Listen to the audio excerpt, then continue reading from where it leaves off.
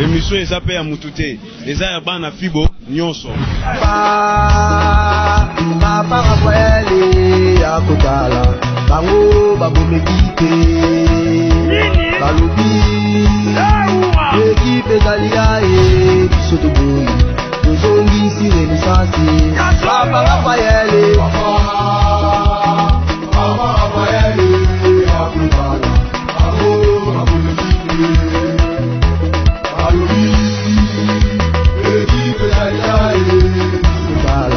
bango babomekite balobi ekipe zalia e bisoto boyi tozongisi renaissance.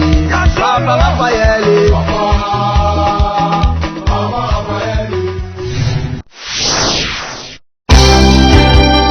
Bonjour à tous, nous sommes OJFD Service, une agence de voyage. Voici nos activités: accompagnement visa, prise en charge, assistance à l'aéroport du départ à destination, assurance santé et assurance voyage. Nous avons des visas d'affaires pour des hommes et des femmes d'affaires. Nous avons des visas de travail pour ceux qui cherchent du travail à l'étranger, et nous avons des visas de soins médicaux. Le pays que nous sommes en train de travailler pour vous, c'est Canada, espace Schengen, Dubaï, Chine, Turquie, Égypte, Afrique du Sud, Tunisie et tant d'autres pays. Pour nous contacter, appelez-nous au numéro 081 77 50 542. Là, c'est 24 sur 24 sur WhatsApp. Et le numéro de service client, c'est 081 93 31 394. Voici notre adresse: avenue de la Paix numéro 8, Kinshasa, Gombe, derrière restaurant Ada comme référence. OJFD Service, nous sommes autrement que les autres. Voilà. Bonsoir tout le monde, bonsoir à tous les jamais sans vous. J'espère que tout le monde a bien par la grâce de Dieu. Émission l'Isolo la Renaissance du Congo, émission Nabino actualité, Autopé Sarabino, actualité sur votre club chéri, le FC Renaissance du Congo. Christophe Mololi mon caméra. Merci na batunyo so balandaka biso pour s'abonner massivement na site na biso Aigle Info Télévision Channel. Lelo na yambeli bino ngana benga excellence. Son excellence le président Igo Elamba. Ensemble na président Igo Elamba, président de la section affaires foncières. Président de la section affaires foncières, président Igo Elamba Ndé. Tozo solo la sur actualité au sein il y a Renaissance du Congo. Affaires lettres. Lettre comment maki nana comment qui lettre. Esprit ya lettre ezalaki nini. Et puis lettre wana apport nango nakata et pas ya ba René eza nini. Nous sommes en direct quand on a toujours comme d'habitude benga biso komela biso. Le président Igo Elamba est là, l'émission est en direct. Président Igo. Bonjour. Oui, bonsoir Apo du Coco. Merci de la considération, merci de nous inviter encore une fois dans l'émission. C'est vrai, nous avons les fans de la presse du FC Renaissance du Congo parce que je connais, je sais, j'ai eu le temps de parcourir les médias, c'est-à-dire faire une médiatique du FC Renaissance du Congo, mais qui un peu comme ça la balance, nous avons réunir les éléments pour avoir connotation. Donc merci à les téléspectateurs, à les auditeurs,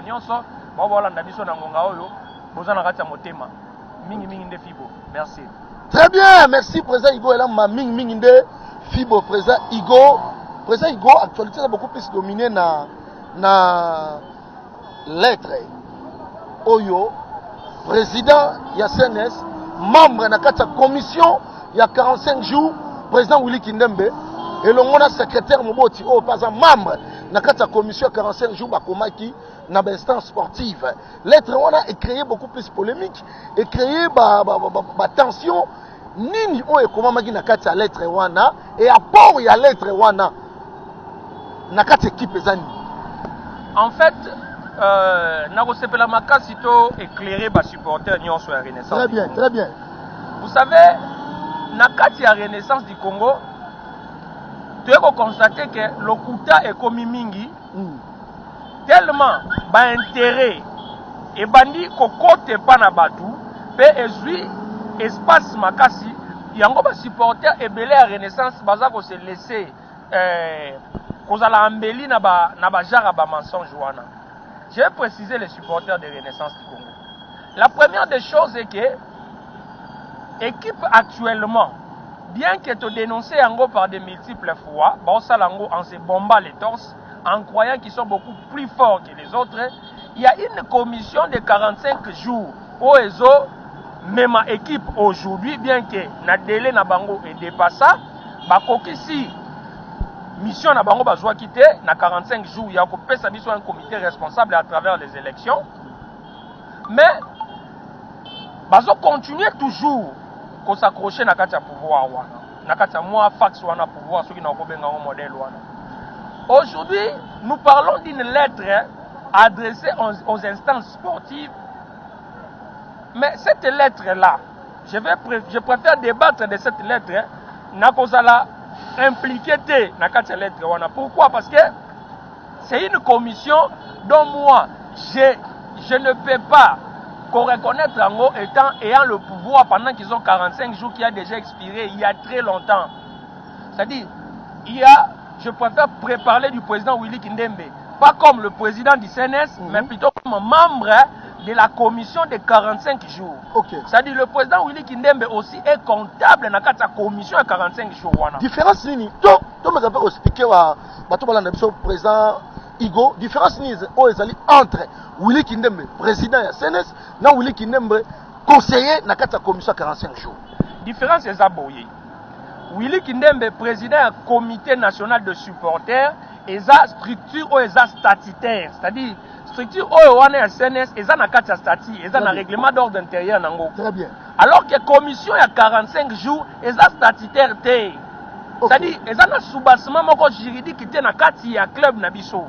C'est là comment ils ont tepa.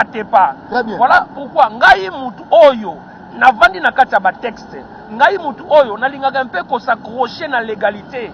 Na salaka un peu procédurier par rapport ya makambu o etalingai, je ne peux pas accorder du crédit na commission ya 45 jours parce que commission wana ici mandat nango ici l'écart. Parce qu'on passe déjà hors mandat.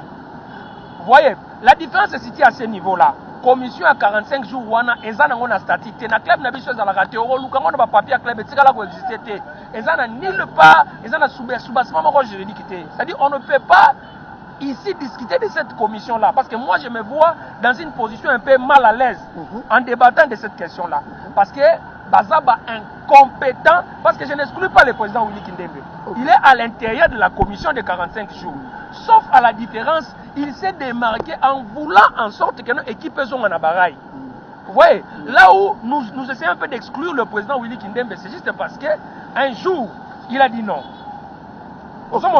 Là où j'essaie un peu de dédouaner le président Willy Kindembe, c'est à ce niveau-là.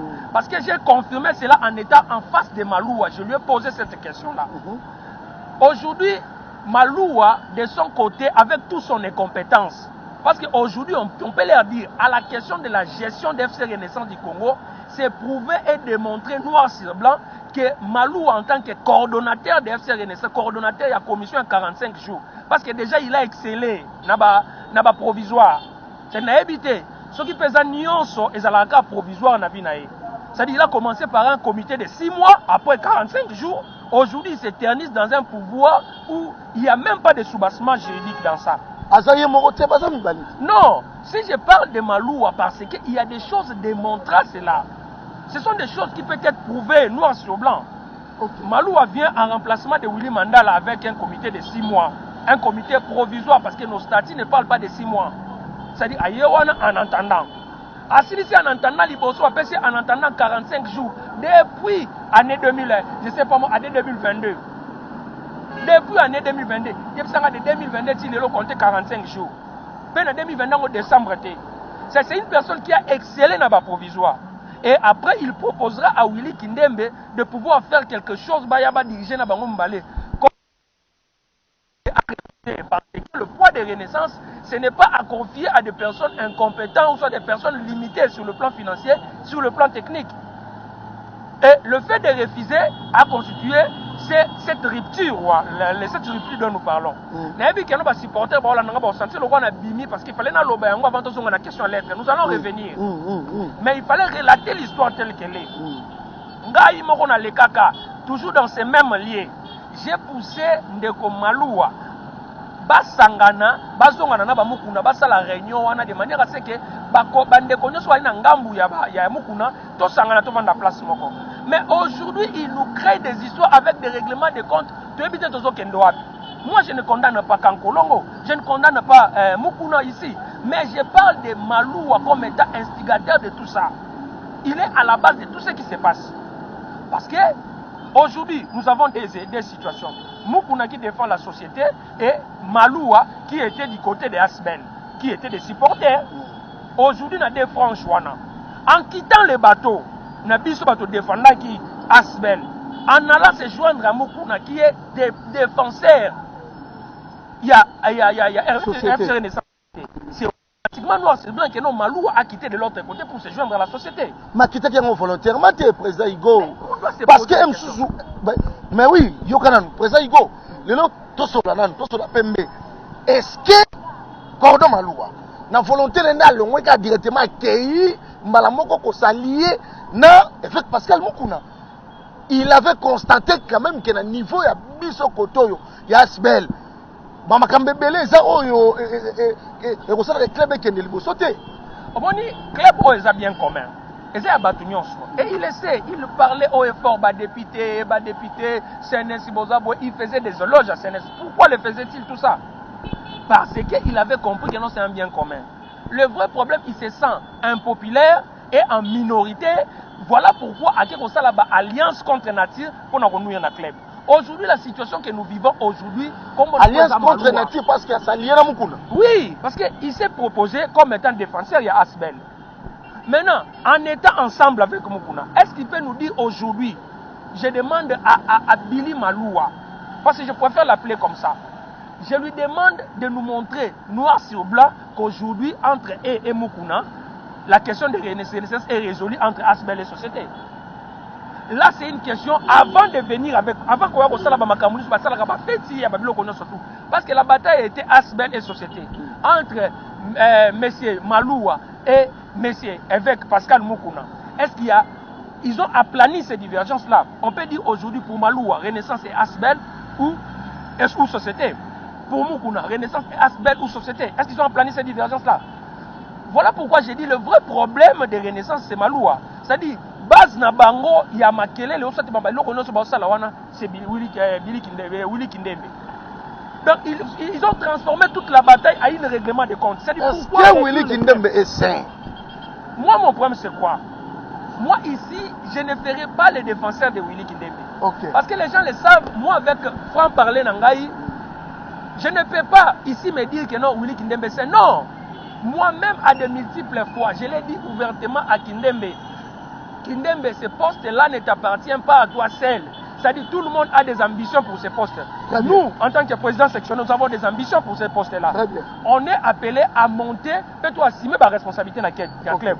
C'est-à-dire quoi? Vous êtes obligé, il y a chaque poste, on a la compétition, puis surtout compétir, comme ça on verra la personne qui va sortir. Ce qui veut dire, si on a un comité responsable aujourd'hui dans le club, 10 jours après, nos textes disent clairement qu'il doit y avoir des élections au niveau, il y a CNS, c'est-à-dire bâtir en place la structure ou un CNS. Et comme ça, il m'a 10 jours après. Mais la personne qui pouvait nous donner ça, c'était Billy Maloua. Parce que s'ils avaient réussi à nous convaincre, à nous convoquer l'Assemblée générale extraordinaire élective, on n'en parlerait pas peut-être de la question de Kindembe. Sauf qu'elle n'a pas sur le voie des élections. Sauf qu'elle n'a pas voie, il y a des élections et puis qui faisons normal. Donc aujourd'hui, ces clubs ne marchent pas sur les rails. La vraie personne qu'il faut attaquer, c'est Maloua. C'est Maloua, ce n'est pas les autres là. Les autres là sont emballés par les règlements de compte. Mais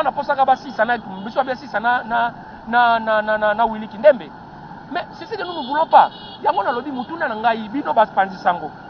possibilité de président Iguazo Tuna.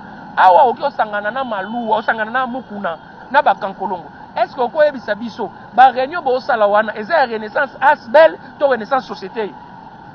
Parce que dans limité, parce que ce qu'on dit, c'est la société parce que Mukuna pour lui Renaissance et Société. Il a dit clairement, c'est un bien privé avec un statut bâclé, hein, avec part répartie en famille, sans soubassement. Pour la famille, ce qui m'a loué, c'est son droit le plus légitime. Il est libre de faire tous ces mouvements. Et cela est garanti par notre constitution de la République. Donc, ce mais arrêtez de nous tordre le cou à tout moment. Parce que comment parce que nous avons question à lettre. Très bien. La question à lettre, un membre du comité, il y a 45 jours. C'est-à-dire, Moutou a un comité na bango. Cette question-là est claire. C'est-à-dire, bango na bango en commission à 45 jours. Baza kuna ba Maloua, ba Kankolongo, ba Kindembe, ba Mei, ba Moboti, ba Djedje. Ils sont là-bas na kata commission wana. Hein? Ba Timothée Chimanga. C'est-à-dire, dans la commission, on a déjà dans la fissure parce qu'il y a des membres qui ne participent pas dans la réunion. En commission, entre guillemets, parce que pour moi, je ne donne pas du crédit à cette commission-là. C'est dans la circonstance, dans le niveau d'instance, des équilibres des alliés, fédération, des Govandate, dans l'inafout Pekuna, incertitude des alliés. Voilà pourquoi on s'est éternisé parce que on a le pouvoir, il y a des décisions, on regarde la situation sportive dans minute. Donc, présentement, question wana eza discord ou eza na kati ya commission à 45 jours. Willy Kindembe comme étant membre de la commission à 45 jours a déploré bamakambo ezo salema kuna. Ces gens-là se retrouvent bazomi bimisa, se substituent comme si des Superman. Ils peuvent décider à tout moment ba kende voler sabana ba joueur ba colorant wana na mapa ba boudé ba tia na kati. C'est-à-dire, quand on jouer à maladie, ils peuvent faire ça sans pour autant demander de point de vue. Ils peuvent se réveiller un matin, nommer les gens, et Bovandi Boye, Babi Sélis sur la CNS à plusieurs corps. Donc, on se pose des questions. Ils font tout ça. Pourquoi? Bazo Salango peut pas créer les bisous tout un autre zanango. Yango a préféré nangana Simba nanga Mokunate, n'a préféré na Simba nanga Kankolongo, n'a préféré na Simba Maloua parce que c'est le responsable. Il sera tenu responsable de la situation du club aujourd'hui. Nous avons donné de nos temps, nous avons donné de nos efforts, de nos énergies. Il y a nos sueurs qui est dans ces clubs-là. On a sacrifié nos temps, alors qu'on pouvait chercher de l'argent. Mais vous voyez une personne qui se veut être avocat, mais au fond, il vient pour mettre du trouble dans les clubs.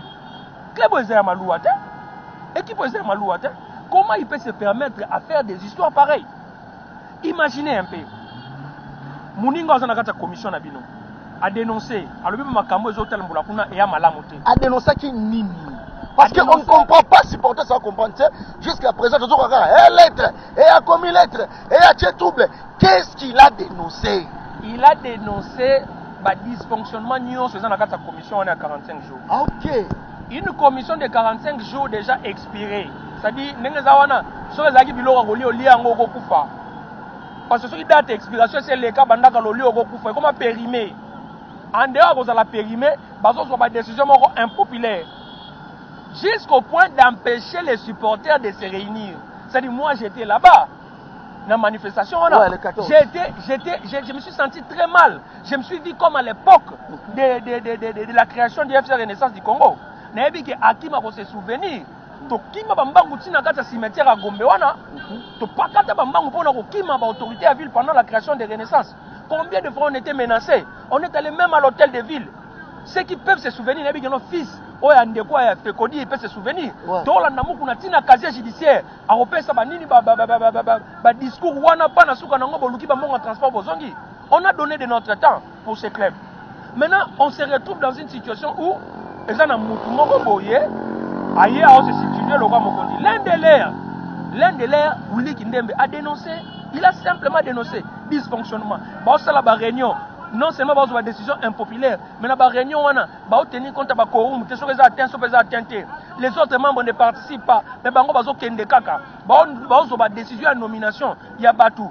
La décision de nomination, il y a Batou. Net le Marli, qui est la tête, il y a CNS. Une telle décision, qu'on avec légèreté. Il y a un soubassement sur le plan de la popularité parce qu'un président de supporters doit être populaire. Un club comme FC Renaissance du Congo, son président de supporters doit impérativement être populaire. Mais Marli Tundoulou ne peut en aucun cas organiser une manifestation comme ça. Est-ce que Marli Tundoulou peut se permettre d'être dans le centre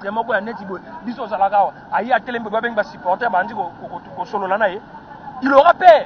Ok, n'est pas ça là. Mais oui, mais il était là, on a marché avec lui de l'avenue Kianza jusqu'à Lemba Terminus. On était là. Il était là libre de tout mouvement. Il peut se tenir debout aujourd'hui. Au moins, il supporter, il pose des questions, il répond. Oui. Mais est-ce que Marly peut le faire? Il a dénoncé dysfonctionnement. Ils écrivent des lettres en disant que non, il n'y a pas conflit. Est-ce que vous pouvez imaginer que non, aujourd'hui dans Renaissance, il n'y a pas conflit? Pourquoi il y a une commission de 45 jours? Président Igo. En parlant, il y a non le but que la réunion quorum est atteinte. Mais comment vous atteindre entre-temps par cordon bazobenga président Willy Kindeme la réunion, il refuse catégoriquement. Tout cela rappelle Pembe. Président Willy Kindeme qui la réunion té, parce à qui la faute? Il y a pas cordon, il y a hier ou azobo que réunion, par réunion. La faute incombe en premier lieu aux organisateurs de ces réunions. Déjà, quand il y a divergence, quand il y a incompréhension, quand il y a une forme de dispute entre Nakatia troupe ou Nakatia une organisation, il y a une commission, il y a réconciliation. Une commission de réconciliation, il y a une commission, il y a réconciliation Mukuna, je ne sais pas. Parce qu'ils sont allés juste voir Mukuna et puis ils sont. C'est-à-dire. Mais oui. Une commission, il y a réconciliation selon la dénomination de la commission. Mais en réalité, c'était une commission de réconciliation Mukuna. C'est-à-dire que Mukuna, après avoir vu Mukuna, il y a Bango la Bapongi, Bavana na Bango la Bandaku na Bango. Vous comprenez? Bavana na Bango la Bandaku na Bango, Bamona na Bango Mutute. Vous comprenez? Ceux qui battent au Canada, pour la commission, vous allez remarquer même des Timothée Chimanga ne viennent pas. Plusieurs des réunions.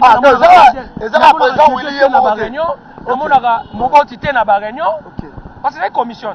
Bien que cette commission, je ne préfère pas s'accrocher à une commission. Une commission, moi en tant qu'une personne respectueuse des textes. Vous comprenez?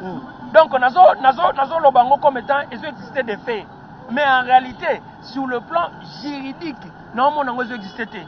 Retirer reste en fonction jusqu'à l'établissement jusqu'à l'installation du nouveau président. Parce que dans le fond, on a sous parce qu'on a un texte nini. Est-ce qu'il y a un règlement où ils ont permis de ça non, commission n'est pas réglementé. Ça la sur base à quoi texte ni bazanango. Donc c'est vraiment une honte de voir Batulokola bandeko Maluwa se plaindre na lettre wana. Oh, une lettre qui ne dit que des vérités. Si dans lettre wana oye komami président Willy alobika ka ba vérité la situation actuelle de l'équipe. Ba vérité, c'est-à-dire il y a une vive tension entre CNS. Il y a solo où ils ont réuni le président sectionnaire le rôle à Bisso. Oh mais vous savez ce que CNS a le je parle directement de Marly. Pourquoi? Je vais démontrer à Paul du Coco. Non, démontrer à mon noir sur blanc. C'est-à-dire vous êtes nommé là, Yoka. Vous êtes nommé par une personne qui n'a ni qualité ni compétence, qui n'a ni légitimité, hein? Asa na légalité, asa na légitimité de. Yebisangai. C'est-à-dire muto existera, c'est-à-dire ngai gonde nazawa na ko nommé na ngai directeur ASNEL. C'est-à-dire naza na qualité te sur base quoi na nommé directeur ASNEL. Ozomona. Maluwa n'a ni qualité ni compétence de nommer Marly. Mais aujourd'hui, il nomme Marly sans tenir compte de nos textes. Il y a une commission, il y a 45 jours. Le mandat est 45 jours. Et c'est le cas de nommé. Mais ce qui est plus grave, c'est que les experts, tout le monde a provisoire. Attends, on a vu peut-être à cause d'un provisoire rebellé. C'est-à-dire peut-être que nous avons se retrouver à provisoire. Tant que mais c'est provisoire. Tant que provisoirement. Tant que excellent provisoire. Tant que provisoire. Président Igo. Mais en revenant à nous, tous on a il y a nomination à président Marly. Mais il y a eu un accord au cinéma qui le président Willy Kindeme, mais tous on rappelle mon apport, on a baraté. Bien nous allons réformer, oui ou non. Le président Willy Kindeme a signé un accord, on a médaille à Kankolong ou le cordon. Pour la fusion de joueurs, pour la ressentir équipe, tout ça. Mais là, si Marly est nommé, à ça nommé par rapport, il y a qui signé entre le président Willy et la place à président Malou à PO. Bon, namonaka ndeko Kankolongo a intervenir dans l'émission, on a vu qu'il moi une large connaissance en matière de ça. Moi, à mon entendement, hein, l'accord est le cas constitution, et ça l'accord pour salemi à l'étranger, puis na accord international, internation plutôt. C'est-à-dire l'accord international, arrangement international, dès qu'on doit pouvoir peut-être l'école la constitution. Ok. Mais sur le plan national, on est dans un awa. Et ça un accord mon côté pour tout ça l'angana et prévaloir l'école la constitution. Non. École la constitution té. Constitution ça mon boko. Très bien. C'est-à-dire et ça un accord mon côté entre individus, bien que nous avons la présidence sectionnaire. N'a ça l'accord n'a pas du Congo les texte à renaissance et ça la raté. Je ne préfère pas m'immiscer dans les détails parce que je ne maîtrise pas très bien. Mais un accord fait entre M. Willy Kindembe et Kankolongo. Je me dis, mais est-ce qu'il y a un texte à renaissance du Congo? Le texte à renaissance du Congo lobby, après l'installation du comité sportif, 10 jours après, vous avez un nouveau président des supporters. Le dernier président des supporters, c'est M. Willy Kindembe. C'est-à-dire, Kolongo Willy Kindembe, cela doit se passer après les élections, tout le comité en place. Okay. Comité en place, c'est parce qu'ils sont en condition à bien faire l'élection. Après 10 jours, il y a Kozana Bango. Tout le président va supporter, il y a Sika. Kolongo Willy Kindembe, ceux qui ne peuvent pas gagner l'élection, à gagner sous l'élection. C'est la seule option. Okay. L'avenir de Mali, je ne sais pas par quel miracle. Par quel miracle? Parce que nos textes prévoient tout. Même dans le règlement d'ordre intérieur, il y a CNS. Ils ont prévoit l'élection. Mais dites-moi un peu, par quelle magie Mali a encore se retrouvé? Sauf sur les accords pour nous trouble. C'est-à-dire, et là, Mali est juste pour créer une forme d'équilibre. Bah, mais un peu pour équilibrer le rapport de force, parce qu'ils savent très bien sur le terrain qu'ils vont faire le poité. Bah, il y a sur le terrain, bah, supporter, bah, il y a une vérité. Et c'est un peu d'embrouiller les supporters, parce que poto dans un peu distrait. Or, biso si va supporter renaissance de tous perdre. Mali n'a rien d'un président de supporter.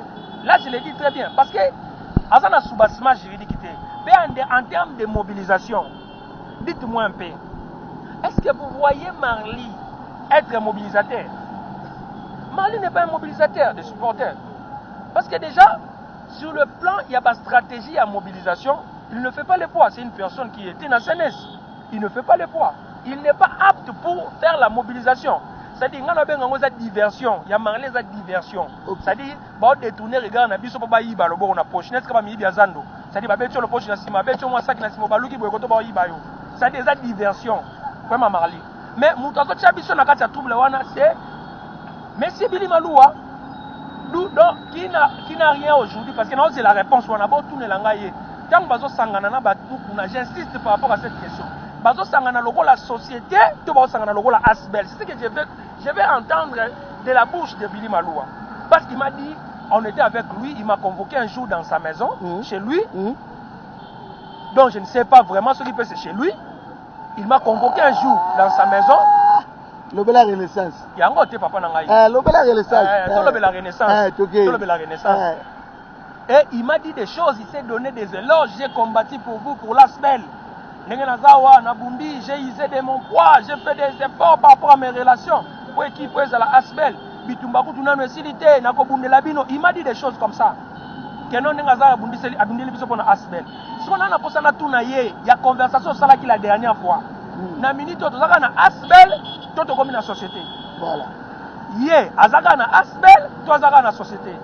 Donc ça biloko il va répondre ngai. Il faut répondre ngai. Je comprends aujourd'hui que baliba me mabiso na kati ya barankin moko inutile. Aujourd'hui je peux le dire na ebisango ye moko Kindembe.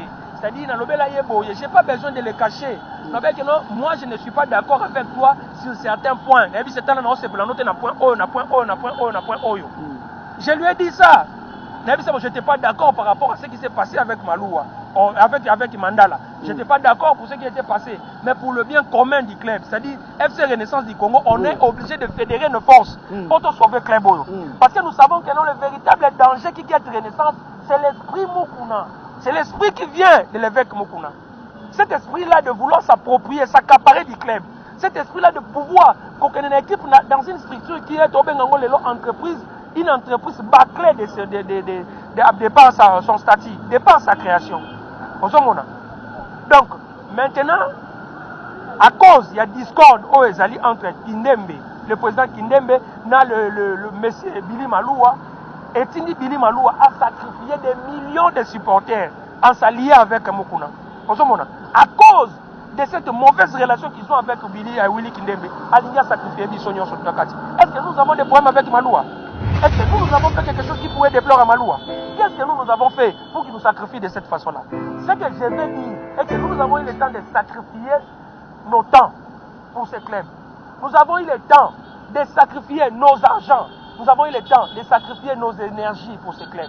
Il sera tenu pour responsable. Parce que nous savons, la personne avec qui nous avons combattu, il y a plusieurs moments. Nous savons très bien la personne de Mukuna. Nous savons très bien comment nous avons combattu. Aujourd'hui, il y a une décision, il y a une équipe Mobimba, il y a une conception on s'est battu corps et âme. Il sera tenu pour responsable. Dieu est témoin et le monde entier est témoin. Il sera tenu pour responsable. Très bien, il sera tenu pour responsable, le président Igo Elamba. Président Igo,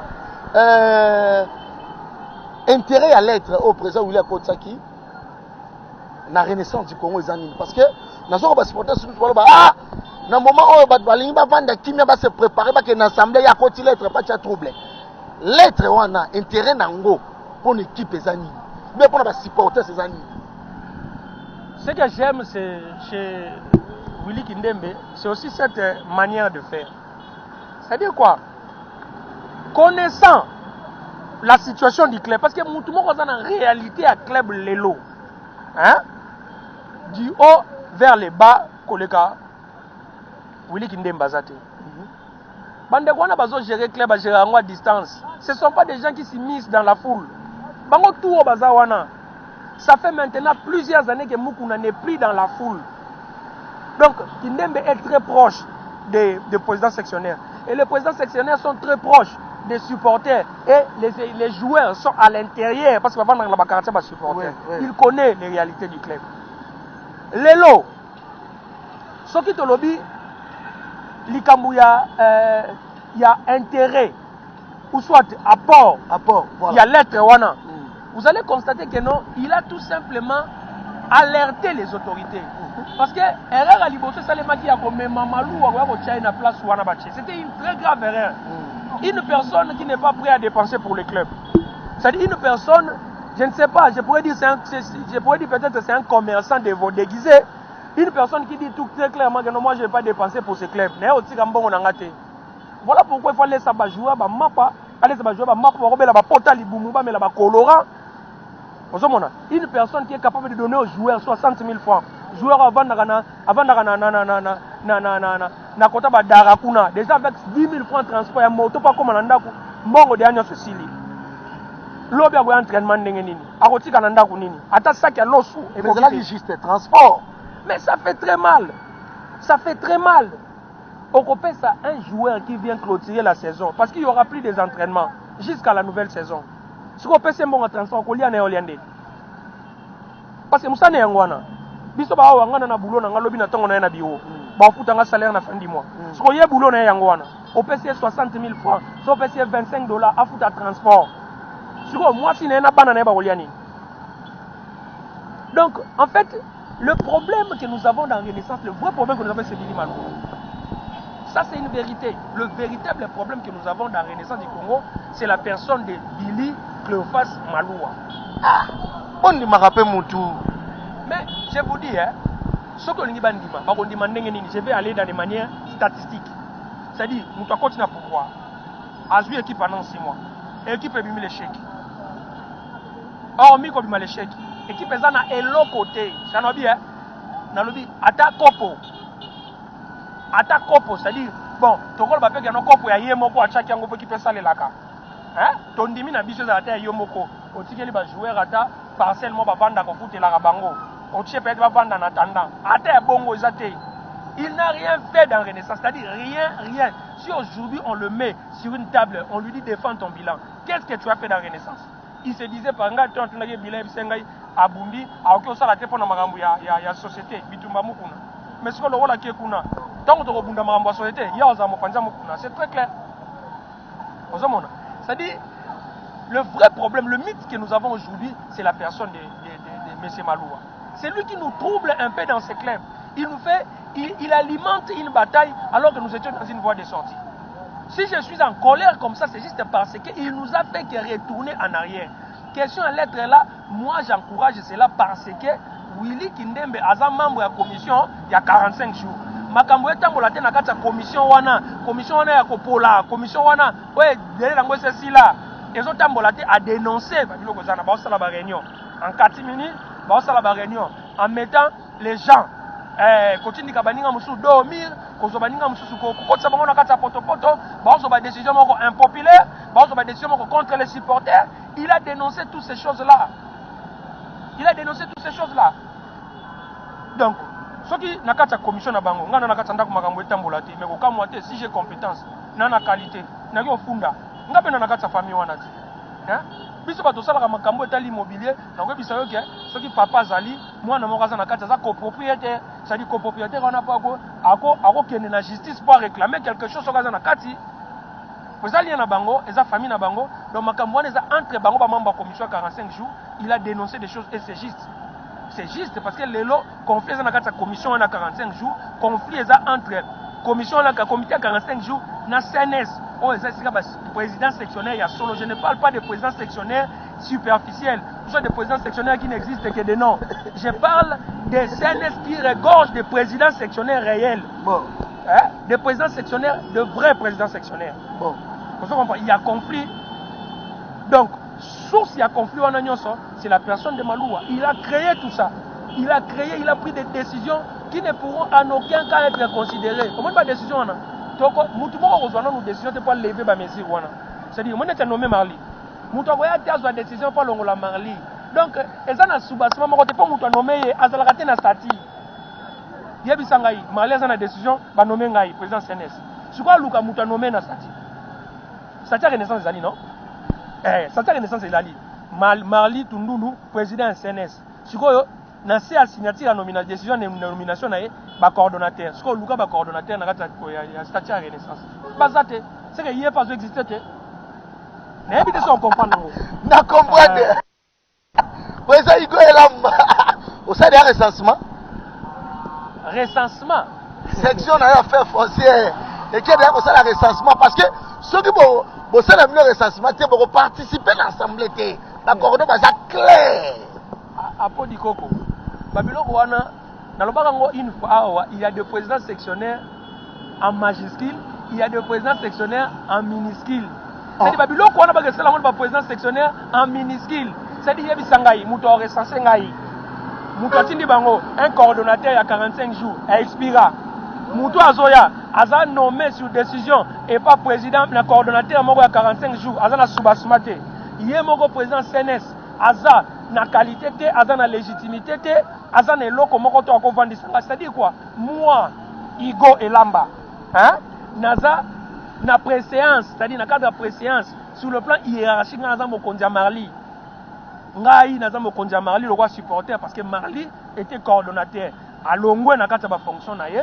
azali sous coordonnateur te ya un moment parce que ba dombaka epaka epa na bango mukuna aujourd'hui Marli Tundulu c'est un supporter comme les autres supporters que j'ai ici c'est-à-dire ngai na mokonzi ya Marli a recensé ngai donc comme Marli a recensé ngai il pose un mandat il y a président ya comité sportif mukolo a kozwa aza na décision na signature ya président ya comité sportif peut-être je peux faire foi ozomona mais so azaka na décision ya nomination ba coordonnateur bango no ba existaka te na statut na biso nga naza mutu moko na procédure soki Marli abengi nga na rotuna ye allo bonjour Marli boni kimi ezali ono président oluko to recensé on a bi Marli nga nde mutu fona recensé yo mais c'est moi qui dois recenser Marli Tundulu en tant que supporter.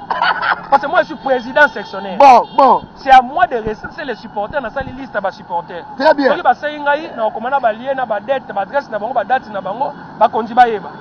C'est-à-dire soki Marli était ici comme étant membre de la section c'est à moi de les recenser. Marli n'est rien. Il a quel soubassement juridique? Nabi s'il y a des juristes aujourd'hui avec des éléments que j'ai donnés ici. Un coordonnateur sans soubassement parce que la statut n'a pas raté a nommé un président SNS sans soubassement, et puis ils sont l'équipe, on a dirigeant, on a coordination. Pour baser le côté. Baser le côté. Président Igo, merci Président Igo Yamba. Tu reviens sur un entretien. Donc, bref, les supporters vont retenir qu'il y a lettre, il n'y avait rien de mauvais. Ils allaient interpeller. Ou bien la vérité, la réalité, ça n'a clair. Oui, il y a un monsieur avec les informations à ma possession, parce que je suis président sectionnaire. Oui. Azana Katia Dabs. Il était avec nous dans la réunion, dans l'assemblée Otosalaka, dans Mandala, dans niveau à Tchangou, dans Tsele. Et c'est celui-là qui est le pion majeur à transmettre les informations de manière abusive dans l'autre camp. Ici, j'en appelle aux autorités sportives, particulièrement au ministre des Sports. Et je descendrai même dans le directeur de l'activité physique. Donc là, je parle de la NADAPS. Le monsieur là fait partie des gens qui alimentent la flamme dans la Renaissance du Congo. Je demande à ce que, bon, mais un peu, comme ça y est, à Zonga, dans des devoirs administratifs. Ça ne sert à rien de pouvoir alimenter la flamme alors que nous cherchons des solutions. Nous avons un problème qui est, monsieur Maloua, nous cherchons à lever cette épine où il continue sur la songa alimenter flamme. Parce que ça nous fait très mal déjà cette situation. Pendant que l'équipe continue à sombrer, nous avons des dirigeants qui nous ont amenés jusqu'au point comme ça au dernier. Cela n'a jamais été fait dans la Renaissance. C'est dit jamais vu. FC Renaissance du Congo, dernier dans le championnat. Donc aujourd'hui, ceux qui sont championnats, qui il y a une rupture à championnat, aujourd'hui, un président incapable de nous accepter un joueur, incapable de payer ne serait-ce qu'un mois de loyer à des joueurs, un président incapable de fournir au club le matériel qui permet de fonctionner malade. Un président incapable aujourd'hui de donner un bilan qui pourra plaire aux gens. Mais vous avez des autorités sportives qui viennent nous créer des zizanies. Donc j'interpelle, je sais que non, j'aurai son nom, parce que j'ai des sources qui m'emmèneront le nom de ce monsieur-là, qui est en train de faire du trouble dans le club Nabiso. Je crois que je viendrai toujours dans le canal Nabiso pour appeler Sabino des détails sur ce monsieur. Mais les informations que j'ai, elles sont dans source fiable. Très bien. Président Igo, Toromina Souka, Assemblée et Rosalema, c'est le Colombe qui participé. Vous savez, les années logomoko. Oh, bah, supporter, il faut pas retenir. Sur la question ensemble, déjà, na connaissance nangai. On regarde la situation dans Angolelo. Bande ko la commission 45 jours non ni qualité ni compétence à convoquer ensemble. Pourquoi? Déjà, le texte n'a pas été lobby boyé. Ensemble, ça sera convoqué par le comité sportif, par le comité de coordination. En deuxième lieu, mandat n'a pas été ceci là. Il y a mis ça tout. Et ça que le problème il y a Renaissance. Actuellement, et ça la sous-traité dans le niveau de biso et club, déjà tu as un niveau d'instance. Fekofa, na DEFCO quota. C'est-à-dire résolution tu vois qui ils en ont beaucoup à DEFCO, ils en ont beaucoup à la fédération, ils en ont beaucoup à l'INAFOOT. Déjà ba comprendre que biso tu échoué. Maintenant c'est à eux de pouvoir organiser les élections. C'est-à-dire ensemble vous allez convoquer par la l'INAFOOT ou ça entité d'appartenance. Donc, il ne faut pas retenir les qui sont ensemble et impératif, c'est-à-dire obligatoire. Donc, au championnat, nous soutenons sans que tout en ensemble. Pourquoi? Ceux qui ont continué la coordination, c'est que les matchs sont pour le forfait. Et ça va être c'est-à-dire, club pour ça et bien championnat, il faut un comité. Ce comité, c'est une équipe adverse qui a besoin de points. Donc, ce qui fait que c'est obligatoire, il faut qu'ils ensemble. Mais par condition, il y a tenu ensemble. Pourquoi? Parce que nous voulons réunir les conditions pour que soit comité responsable. Parce que le problème avec ce monsieur dont je suis en train de parler, Maloua, il veut coûte que coûte diriger le club alors qu'il n'a pas de moyens. Il veut s'accrocher au club alors qu'il n'a rien pour pouvoir diriger ce club. Il a fait ses preuves de ses incompétences. Il est le président le plus médiocre dans le club au Bandé Banda. C'est-à-dire le président le plus médiocre dans le club. Même à ta biso la période où tu as mukuna assumer la équipe na période azaki na prison même biso to tikala ko sala ba résultat à salité.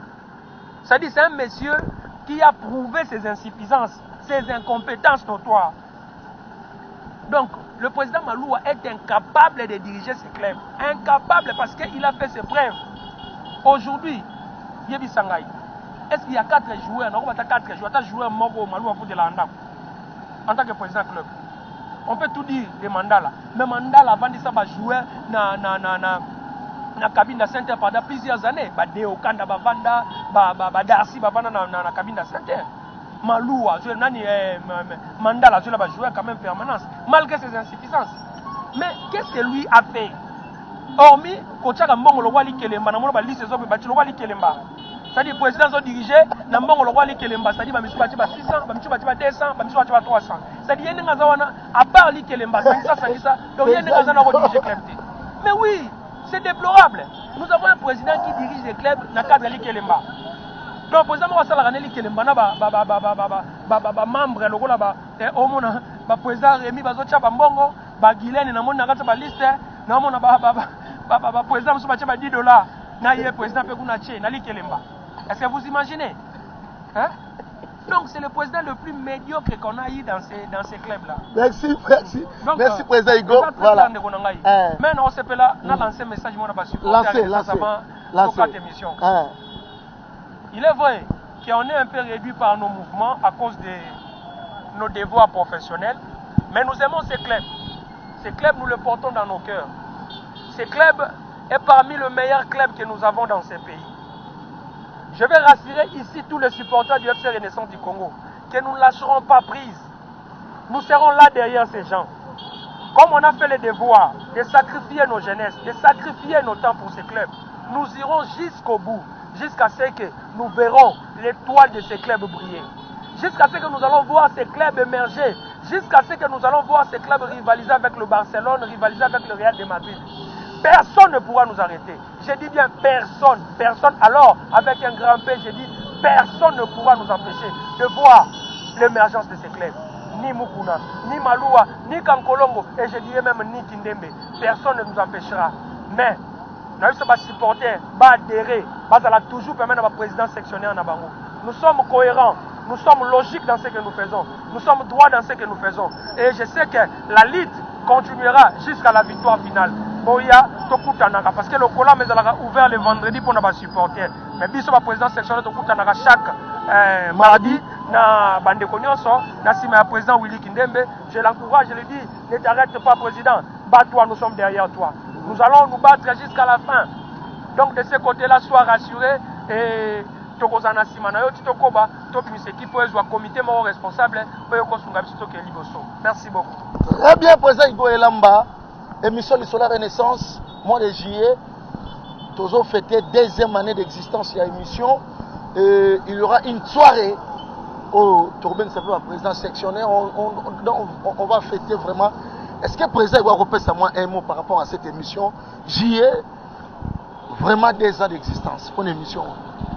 Vous savez, des fois, ça me fait un peu honte parce que Robert est un président sectionnaire, mais nous savons très bien que nous ne faisons pas assez pour vous. Vous savez, ce que vous faites là, c'est grand, c'est énorme, c'est énorme, mais je me sens mal à l'aise parce que je ne contribue pas assez. Nebi que le rôle à Baboti y a moi, biso za Renaissance du Congo.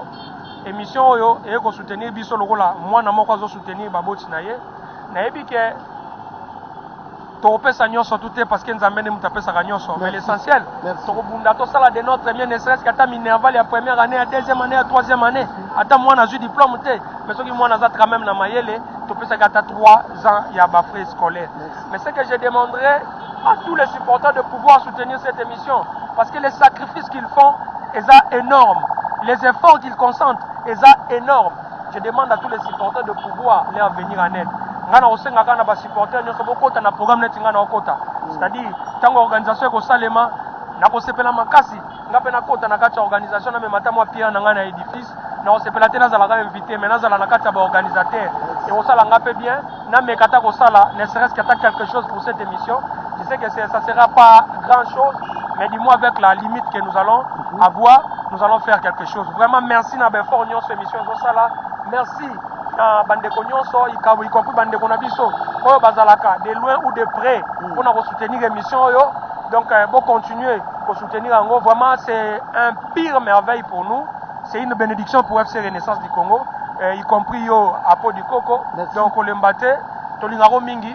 Continuer au sala ils ont sacrifice na biki noso biso pesi yote nzamba kopia yo. Voilà. Vraiment na sepeli makasi na ko participer na fête wana pe na inviter bandeko ba participer parce que au bossa les énormes. Merci Président Igo. C'est moi qui vous remercie. Ok, merci très chers internautes, merci amis téléspectateurs. Bana Sobolandi Biso sur Tokomi Wapi. Donc merci. C'était Apo du Coco face à face à Président Igo. Et là-bas, on a parlé de l'actualité au sein de notre club, chéri le FC Renaissance du Congo. Christophe, moi le lui mon caméra. Tukutani prochainement pour un nouveau numéro ya émission du solo Renaissance du Congo. Ciao. Bonjour à tous, nous sommes OJFD Service, une agence de voyage. Voici nos activités: accompagnement visa, prise en charge, assistance à l'aéroport du départ à destination, assurance santé et assurance voyage. Nous avons des visas d'affaires pour des hommes et des femmes d'affaires. Nous avons des visas de travail pour ceux qui cherchent du travail à l'étranger. Et nous avons des visas de soins médicaux. Le pays que nous sommes en train de travailler pour vous, c'est Canada, espace Schengen, Dubaï, Chine, Turquie, Égypte, Afrique du Sud, Tunisie et tant d'autres pays. Pour nous contacter, appelez-nous au numéro 081 77 50 542. Là, c'est 24 sur 24 sur WhatsApp. Et le numéro de service client, c'est 081 93 31 394. Voici notre adresse: avenue de la Paix numéro 8, Kinshasa, Gombe. Derrière restaurant Ada comme référence. OJFD Service, nous sommes autrement que les autres.